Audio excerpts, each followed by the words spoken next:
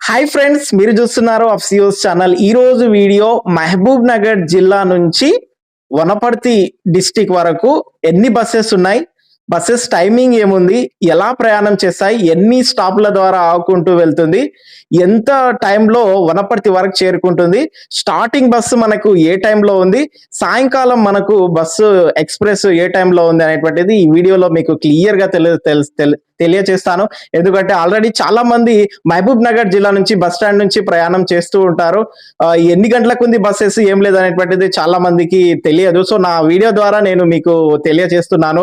ఇది డాటా కూడా నేను గవర్నమెంట్ నుంచి తీసుకున్నాను మీకు సహాయం చేయాలని. సో వీడియోకి అయితే ఒక లైక్ అయితే ఇచ్చుకోండి. మీరు వీడియో స్టార్ట్ చేయబోతున్నాను. మహబూబ్ నగర్ బస్ స్టాండ్ నుంచి వనపర్తి వరకు మనకి వనపర్తి ఎక్స్ప్రెస్ ఉన్నాయి.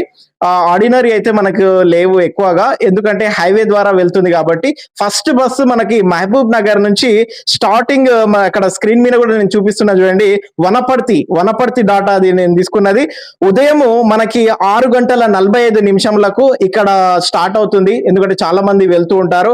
ఫస్ట్ బస్సు 6:45 ఒకటి, 7:45 ఒకటి, ఉదయం 8:45 ఒకటి, 9:30 ఒకటి, 10:20 ఒకటి, ఉదయం 11:15 ఒకటి, ఉదయం 12:15 ఒకటి, మధ్యాహ్నము 1:15 ఒకటి, మధ్యాహ్నము 2:15 ఒకటి, మధ్యాహ్నము 3 ఒకటి, సాయంత్రము 4:08 ఒకటి, సాయంత్రము 5 ఒకటి, సాయంత్రము 6 ఒకటి, సాయంత్రము 6:30 ఒకటి, సాయంత్రము 7:30 ఒకటి, లాస్ట్ బస్సు మనకు 9 ఉంది. సో కాబట్టి మహబూబ్ నగర్ నుంచి వనపర్తికి మనకు ఉదయం 6:45 స్టార్ట్ అయ్యి మనకు రాత్రి 9 మహబూబ్ నగర్ నుంచి వనపర్తి వెళ్ళడానికి బస్సు అయితే ఉంది. ఈ యొక్క బస్సు మనకు ఎక్కడెక్కడ ఆగుకుంటూ వెళ్తుందంటే, మనకి ఎక్కువగా పల్లెటూర్లలో మాత్రం ఈ బస్సు ఆగదు. ఫస్ట్ మనకి మహబూబ్ నగర్ నుంచి స్టార్ట్ అయిందంటే భూత్పూర్ ఒకటి ఆగుతుంది, అదే విధంగా మనకి వచ్చేసి జానంపేట ఆగుతుంది, అదే విధంగా మనకు వేముల ఆగుతుంది, అదే విధంగా వేముల నుంచి మనకి అడ్డాకల్ నుంచి మనకు డైరెక్ట్ కొత్తకోట వరకు ఈ యొక్క బస్సు అనేటువంటిది వెళ్తుంది. ఓన్లీ మనకు ఎక్స్ప్రెస్ బస్సు కాబట్టి 4-5 స్టేజీలే ఉన్నాయి. సో కాబట్టి గమనించండి మీరు కూడా, ఎందుకంటే ప్రయాణం చేసే వాళ్ళు ఉంటారు కాబట్టి పల్లె వెలుగుని ఎక్కుతారు. ఇంకోటి ఏంటి అంటే, ఈ యొక్క బస్సులలో స్త్రీలకు మహాలక్ష్మి పథకం ద్వారా మనకు 0 టికెట్ ఉంది.